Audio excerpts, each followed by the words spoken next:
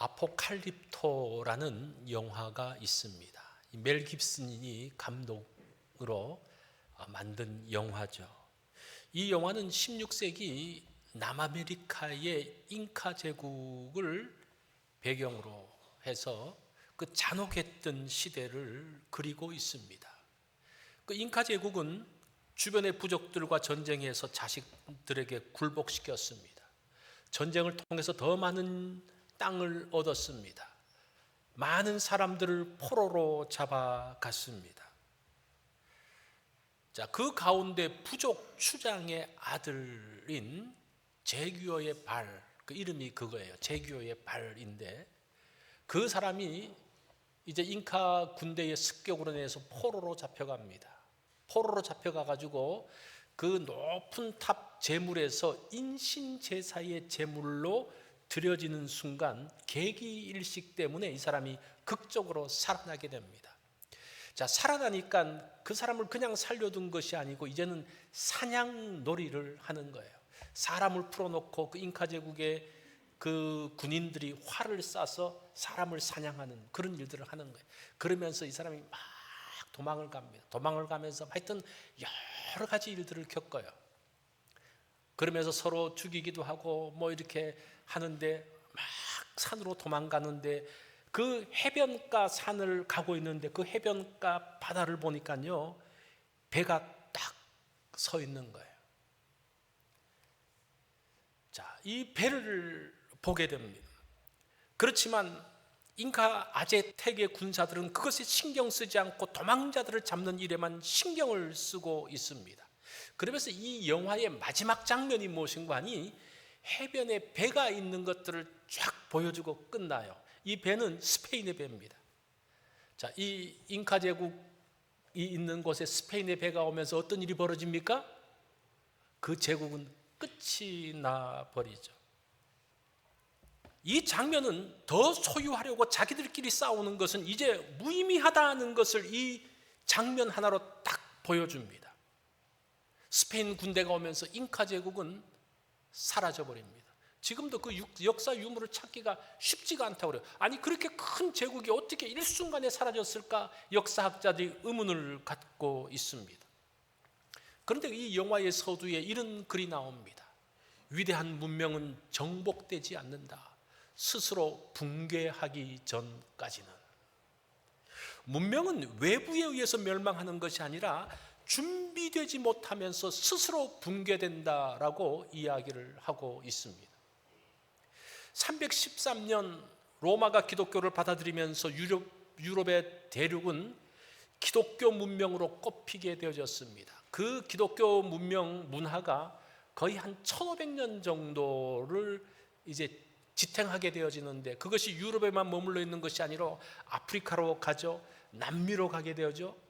또 아시아로 넘어가게 되어지는 그러한 일들을 겪게 됩니다.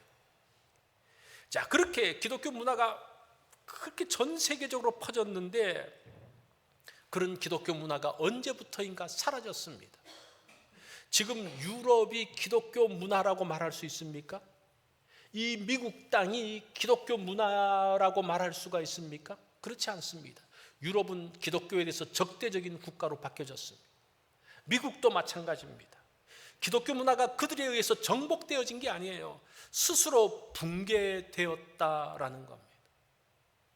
예수님은 이런 기독교의 붕괴를 예견하듯이 그것에 대한 해결책을 마련해 주고 있습니다.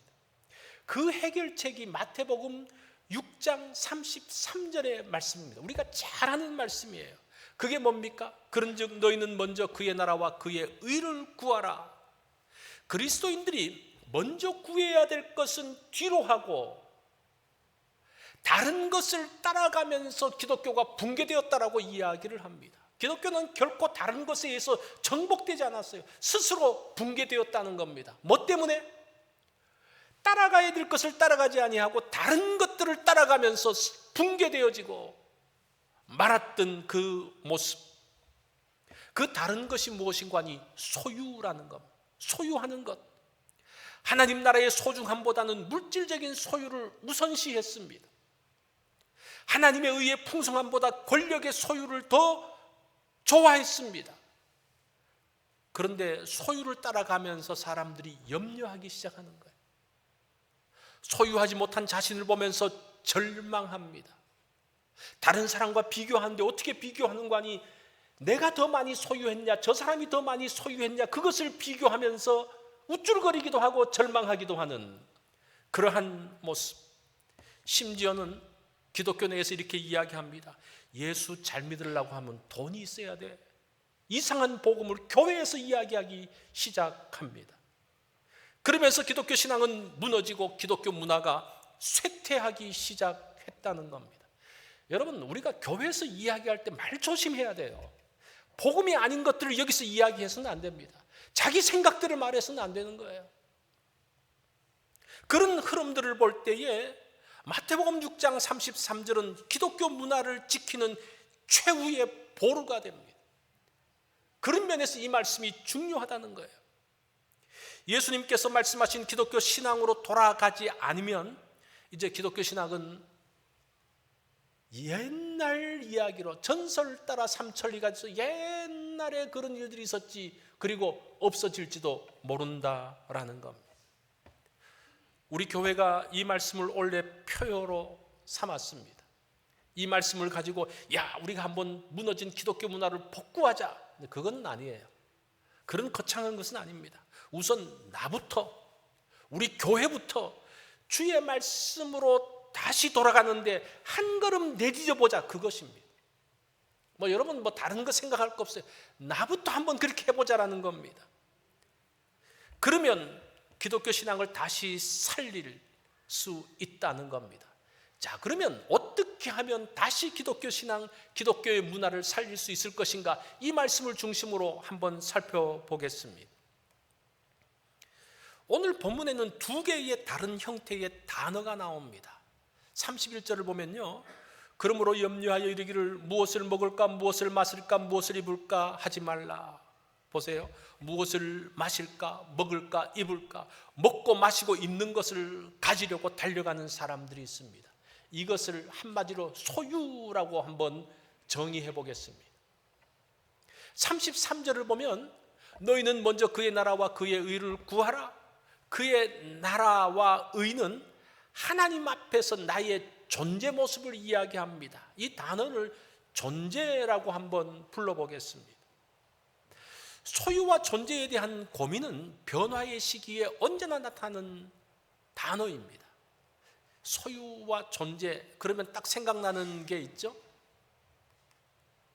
에리 프롬의 소유냐 존재냐라는 책입니다. 이 책이 1976년도에 나왔어요. 별로 많이 안 됐죠. 이 1976년도가 어떤 때인가 하니 2차 대전이 끝나고 난 다음에 산업사회로 접어들면서 그 나라들이 경제적으로 부흥하기 시작한 그 시대입니다. 이 시대에서 이제 80년대로 넘어가면 한국에서 경제적인 부흥이 일어나는데, 옛날에 그 강남에 무역센터를 지었는데 무역센터 건물의 이미지가 무엇인가 하니 7, 80년대의 성장 그래프를 건물로 만든 거예요. 그게 뭔가 어떤 거 하니 이렇게 됐어요. 이렇게 건물이 성장이 이렇게 되고 이렇게 됐다. 놀라운 시대였습니다. 경제적으로 부흥하는 시기였습니다. 사람들은 기술이 발달하고 돈이 많아지면 행복할 것이라고 믿었습니다. 그러면서 당시 사람들은 자신을 이렇게 정의합니다. 나는 내가 가진 것으로 정의된다. 나를 어떻게 정의합니까? 내가 얼마나 많이 갖고 있느냐로 정의된다는 거예요. 얼마나 많은 돈을 갖고 있고, 얼마나 많은 권력을 가지고 있고, 얼마나 많은 명품을 가지고 있고, 내 자녀가 얼마나 성공하고, 그것이 나를 정의한다라고 합니다. 그러면서 사람들은 죽기 살기로 더 가지려고 하고, 더 돈을 벌려고 하고, 더 높은 자리로 오르려고 하고, 자녀들을 그냥 하고, 명품백들을 사들이고. 왜 그래요? 그게 나니까. 그럴 때 나 자신이 보여질 수 있으니까 그것을 향해서 달려갔습니다. 소유로 자신을 증명하려는 사람에게 필연적으로 따라붙는 게 뭔가 하니 염려와 불안입니다. 내가 지금은 이렇게 돈을 많이 버는데 내가 회사에서 잘리면 어떡하지? 얼마나 불안해요. 내가 지금 비즈니스를 하고 있는데 이 비즈니스가 잘못되면 어떡하지? 그러니까 돈 벌 수 있을 때 더 벌어야 돼. 이런 생각들. 더 해야 돼. 더 가져야 돼. 그것을 잃어버리는 순간 나라는 존재도 없어지기 때문에 끊임없이 쌓아두려고 합니다. 그러면서 더욱더 사람들이 불안해지기 시작합니다. 이게 현대인들의 모습이에요. 경제적으로 부흥했을 때의 현대인들의 모습이 그러하다는 겁니다. 그것이 31절에서 염려하며 말하는 사람들의 모습이고 32절에서는 이방인들의 모습이라고 말합니다. 자, 그들을 향해서 그 당시 에리 프롬은 소유로 자신을 정의하지 말고 존재 자체로 정의하라고 말합니다. 그러면서 나는 존재하는 것으로 정의된다 라는 말을 합니다. 무엇을 가져서가 아니라 내가 누구와 관계를 맺고 어떤 성품을 가지고 사느냐, 그것에 가치를 두는 태도, 그게 존재로서 자신을 정의하는 것입니다. 그러면서 내가 존재하는 거 어떻게 존재합니까? 사람들과 나누면서, 사랑하면서, 선한 일들을 하면서 그 자체에서 기쁨을 누리는 것, 거기에서 내 존재의 가치를 찾는 거예요. 자, 거기에는 염려와 불안이 있을 게 없는 거죠. 그냥 내 것을 나눠주고 함께하는, 그것이 하나님 앞에서의 자신의 모습이라는 겁니다. 그러면서 이 프롬은 그 책에서 두 사람을 비교합니다. 테니슨이라는 사람이 길가에 핀 꽃을 보면서 너무 예뻐서, 야, 이거 너무 예쁜데, 그러면서 그 꽃을 뿌리채 뽑아서 왔습니다. 그러면서 그 꽃을 보면서 즐거워합니다. 그 꽃을 노래합니다. 그러나 그 꽃은 시들어서 죽게 되어집니다. 소유하면 생명이 파괴된다는 것을 보여주고 있습니다. 두 번째 사람 바쇼는 길가에 핀 냉이꽃을 가만히 바라봅니다. 그러면서 그 아름다움에 심취되어집니다. 그 아름다움을 노래합니다. 그와 함께 즐거워합니다. 그러면서 꽃도 살고 사람도 살고 존재 자체를 즐긴다는 거예요. 내일이라는 꽃은 억지로 꺾어서 내 주머니에 소유해서는 안 된다는 겁니다. 그 존재 그대로 받아들이는 것입니다. 그럴 때에 오늘도 살고 내일도 사는 것, 그게 지금 오늘 본문의 말씀입니다. 많은 그리스도인들이 이 소유를 떨쳐버리지 못해요.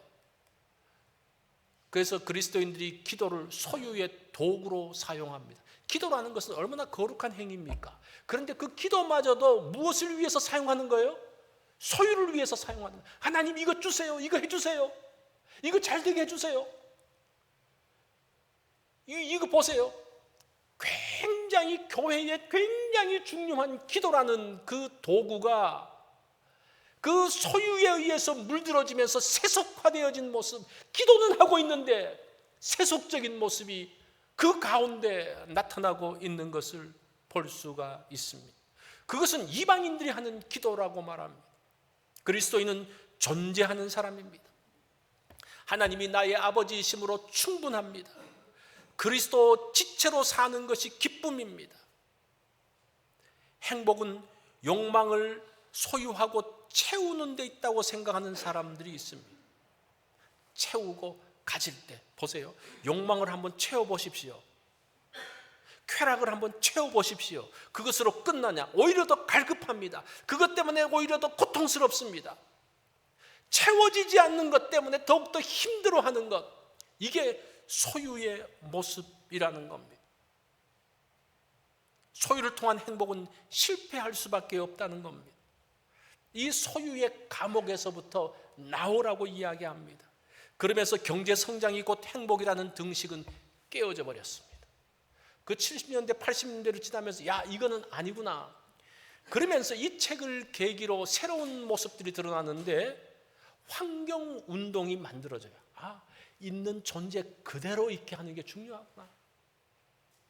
영성 회복에 대한 관심을 갖게 되어집니다. 아, 내가 하나님 앞에서의 존재로서의 중요함을 말하고 있는구나. 이 소유, 많은 물질 문명의 부흥으로, 경제의 부흥으로 많은 것들을 누렸지만 그것이 나를 행복하게 하는 것이 아니라 오히려 더 불안하게 하고 더 염려하게 하는 것, 이것이 아니라 그 존재 자체, 자연의 존재 자체를 감사하며 즐거워하고 내가 하나님 앞에 서 있는 자체가 축복인 것을 아는 그러한 모습들, 사실은 그것이 예수님께서 지금 교회가 세속화되지 않도록 해주신 그 말씀이라는 겁니다.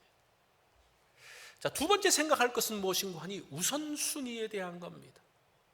우리는 먹고 마시고 입는 것에 대해서 관심 두지 말고 오로지 하나님의 자녀임의 존재만 생각하면서 살아야 될까요?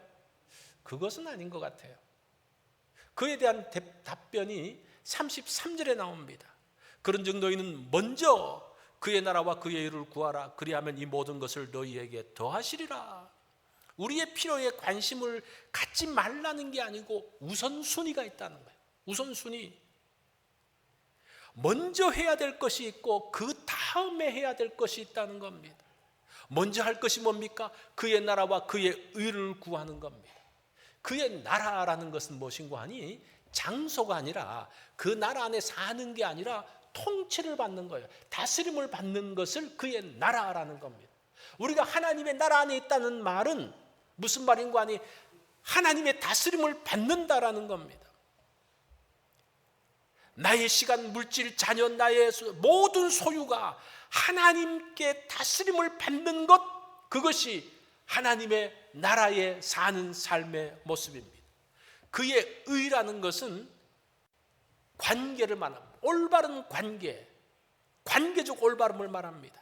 이건 무엇인가 하니 내 기준이 아니라 내 기준으로 사는 게 아니라 자기 의의 기준으로 사는 것이 아니라 하나님의 의, 하나님의 성품이 기준되어서 사는 것을 이야기하는 겁니다.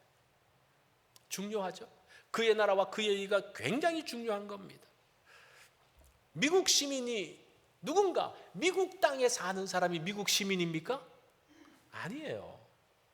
미국의 통치를 받는 사람이 미국 시민이에요. 미국 시민이 한국에 와 있다고 다른 나라에 와 있다고 아닌 게 아니에요. 미국 땅에 살고 있더라도 그 국적이 없으면 미국 시민이 아니잖아요. 그죠?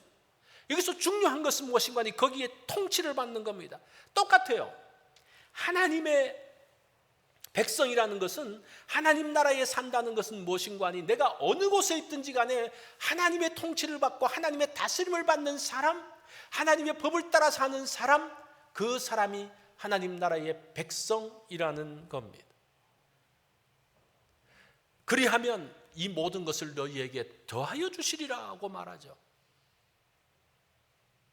고전에 우리가 해야 될 게 무엇인가 하니 하나님의 기준에 맞출 때에 마태복음 5장 20절에 보면 너희 의가, 의에 대한 이야기입니다. 너희 의가 서기관과 바리새인보다 더 낫지 못하면, 이 바리새인의 의도 대단한 거지. 이것은 율법적인 의입니다. 그런데 바리새인의 의를 넘어서는 의가 무엇인가 하니 그의 의, 하나님의 성품과 하나님의 기준이라는 겁니다. 무슨 말씀인지 아시겠죠?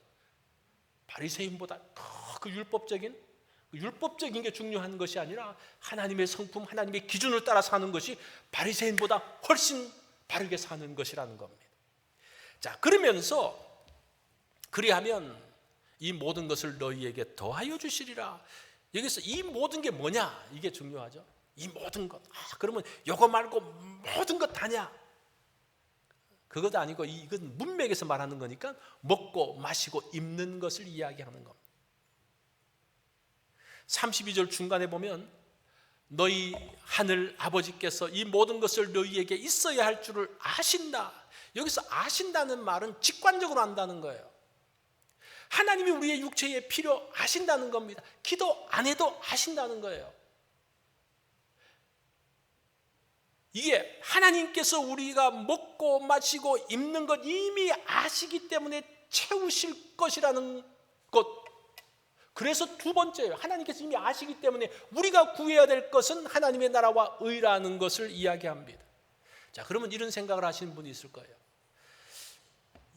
이것의 필요를 이미 아시는데, 하나님이 다 아시는데 하나님은 나한테는 안 주시는 것 같아. 뭐 그런 생각이 들 때가 있죠. 그죠? 어느 때 내가 정말 먹을 것도, 여러분 살면서 먹을 것이 딱 떨어진 때가 있었습니까? 제가 신학교 시절에 그랬던 것 같아요. 어느 날 정말 쌀이 딱 떨어지는, 먹을 것이 딱 떨어지는 그런 시기가 있더라고요. 그러면 하나님이 도대체 왜 딱 떨어지게 하시는지. 근데 그 첫 번째는 모신관이 이미 주셨는데 내 욕심의 성이 차지 않으면 받지 않았다고 생각해요. 하나님은 주셨는데 나는 이만큼을 기대하고 있는데 하나님은 요만큼 필요한 만큼만 주셨어요. 그래서 모를 수가 있는 거예요. 나의 욕심이 아니라 필요에 맞춰야 됩니다. 두 번째는 실제 안 주셨어요. 안 주셨다면, 있어야 될 줄을 아는데 안 주셨다면 하나님이 어떤 계획을 가지고 계실까를 한번 생각해 봐야 돼요. 그죠? 그것이 하나님의 의도라면 하나님을 신뢰하고 기다려야 된다는 겁니다. 하나님은 주십니다. 너희에게 더하시리라. 이것들을 더하신다고 이야기합니다. 더한다는 말은 풍성하게 준다는 것은 아니에요. 이 단어를 보면요, 더하신다는 것은 덤으로 준다는 겁니다.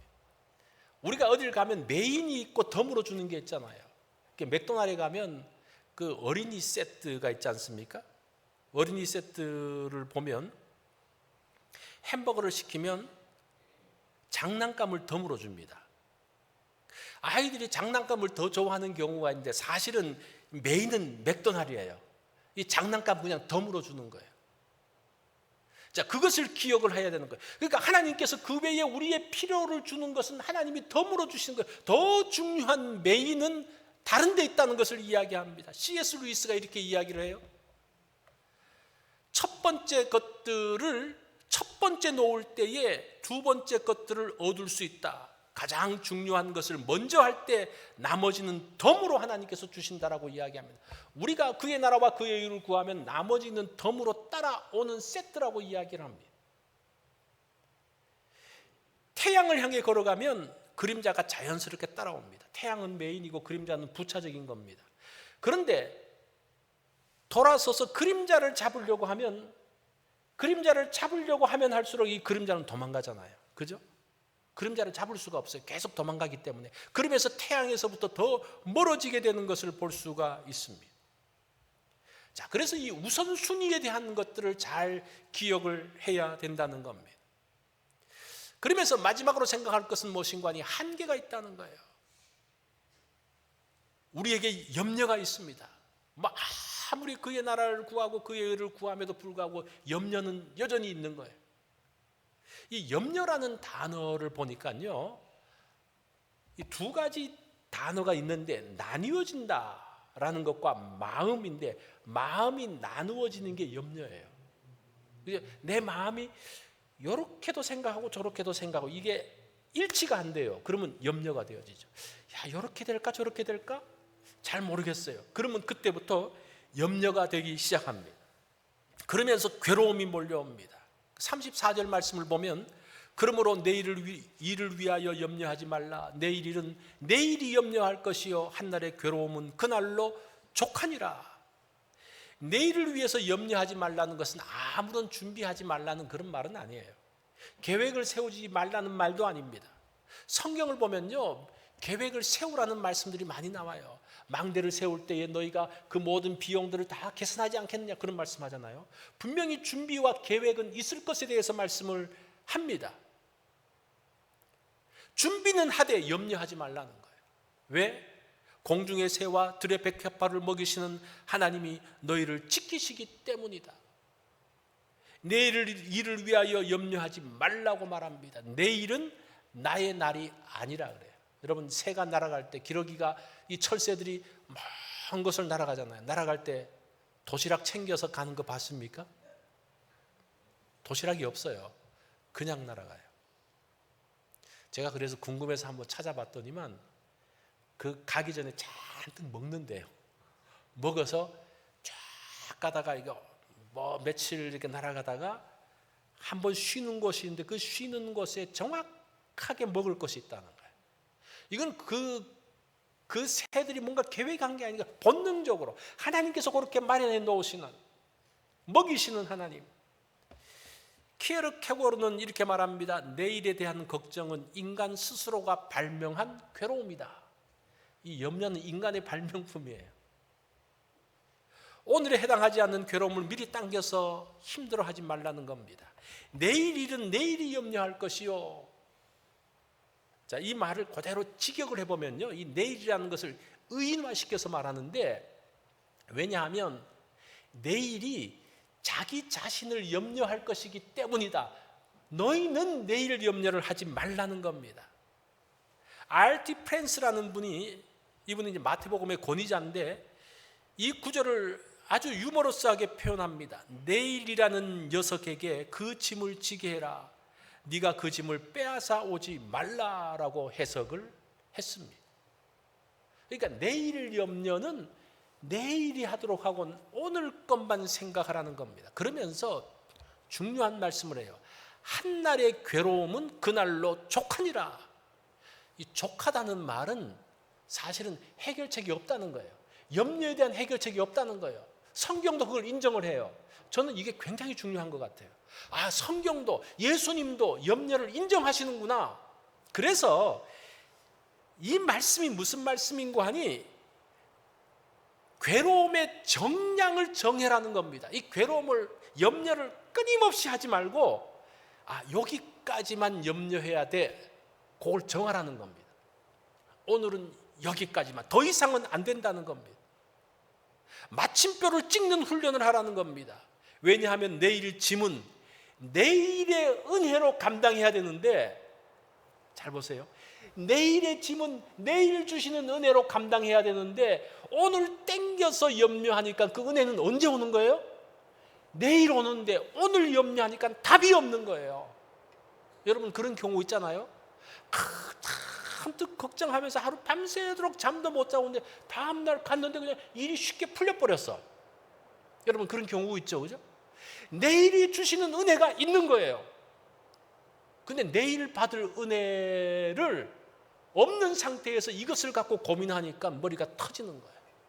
그래서 여기까지만 하고 내일 염려는, 내일의 일은 내일 주시는 은혜로 감당하는 것, 그 말씀이에요. 할렐루야. 여러분 이렇게 할 때에 우리가 염려로부터 이겨낼 수가 있는 거예요. 주님도 사람들의 염려를 인정하십니다. 염려를 통해서 그리스도인의 본질이 무엇인지 알려주십니다. 뭘 알려주십니까? 그리스도인들은 소유로 인정받고 기뻐하는 존재가 아니라는 겁니다. 그리스도인은 소유가 부족해도 행복할 수 있습니다. 존재 자체로 인정받는 사람들이라는 겁니다. 그럴 때에 우리 인생에 새로운 길이 열려요. 조지 프레드릭 와츠라는 사람이 그린 희망이라는 그림이 있습니다. 이게 1886년도의 작품인데 지금 이게 그림이 전체가 보이지 않는데 이 여인이 그 지구 위에 올라서서 악기를 연주하는데 이 여인의 눈은 붕대로 가려져 있습니다. 보이지 않습니다. 이 악기의 이름이 리라라는 악기인데 리라의 악기가 7줄인데 6줄이 다 끊어지고 한 줄만 남았습니다. 근데 그 한 줄을 가지고 끝까지 연주를 하는 거예요. 눈을 가렸다는 것은 불확실성을 이야기하고 줄이 끊어졌다는 것은 상실을 이야기합니다. 사람들은 7개 줄이 다 있어야지 이 리라라는 악기를 연주한다고 생각을 했습니다. 우리 인생도 마찬가지예요. 우리 인생을 지탱하는 7개의 기둥이 있어야지 우리가 행복하다고 생각을 합니다. 그런데 6개의 기둥이 무너졌습니다. 무엇을 먹을까, 마실까, 입을까, 건강, 돈, 자녀, 그 모든 줄들이 다 끊어져 버렸어요. 줄이 하나밖에 안 남았습니다. 하나의 줄을 가지고 과연 악기를 연주할 수 있을까? 우리 인생을 계속적으로 행복하게 살 수 있을까? 그 가운데서도 연주가 가능하고 희망의 노래를 할 수 있다고 말합니다. 하나님을 향한 하나의 줄만 있어도 연주할 수 있다는 것이 이 그림의 내용입니다. 이 그림은 오바마 전 대통령이 가장 좋아했던 그림이라고 합니다. 이런 주제를 가지고 2004년 민주당 전당대회 때 연설 주제였습니다. 그래서 이 사람이 대통령 후보가 되잖아요. 대통령이 되잖아요. 2006년도에 자서전을 쓰는데 담대한 희망이라는 그 주제가 이 그림에서의 영감에서 나온 제목입니다. 이 그림이 대통령을 만들어준 그림이에요. 하나의 줄을 가지고 연주할 수 있다는 것이, 하나의 줄을 가지고도 인생 전체를 완주할 수 있다는 것. 저는 오바마를 개인적으로 안 좋아해요. 오바마 때에 너무 교회들이 고통을 당해서. 그렇지만 우리가 처음에 오바마가 대통령 되었을 때, 흑인이 대통령 되었을 때, 야, 한국 사람도 그러면 대통령 한번 되지 않을까? 굉장히 큰 희망을 줬어요. 그게 뭡니까? 이 사람이 그런 영감을 받아서 우리들에게 그런 희망을 준 거예요. 하나님을 향한 하나의 줄, 그 존재만 있어도 우리는 희망을 버리지 않는다라는 겁니다. 그게 마태복음 6장 33절을 통해서 보여주시는, 그리스도인들에게 주시는 담대한 소망이라는 겁니다. 자, 2026년 우리가 어떤 말씀을 가지고 살겠습니까? 이 말씀을 가지고 한번 살아보십시오. 살 때 우리의 삶의 방향들을 잡아낼 수가 있습니다. 어떤 절망도 우리를 막지 못할 것입니다. 많은 염려 가운데서도 염려의 마침표를 찍고 그 다음날 하나님의 은혜를 기대하면서 나가게 될 것입니다. 그런 은혜가 새해에 풍성히 임하시기를 바랍니다.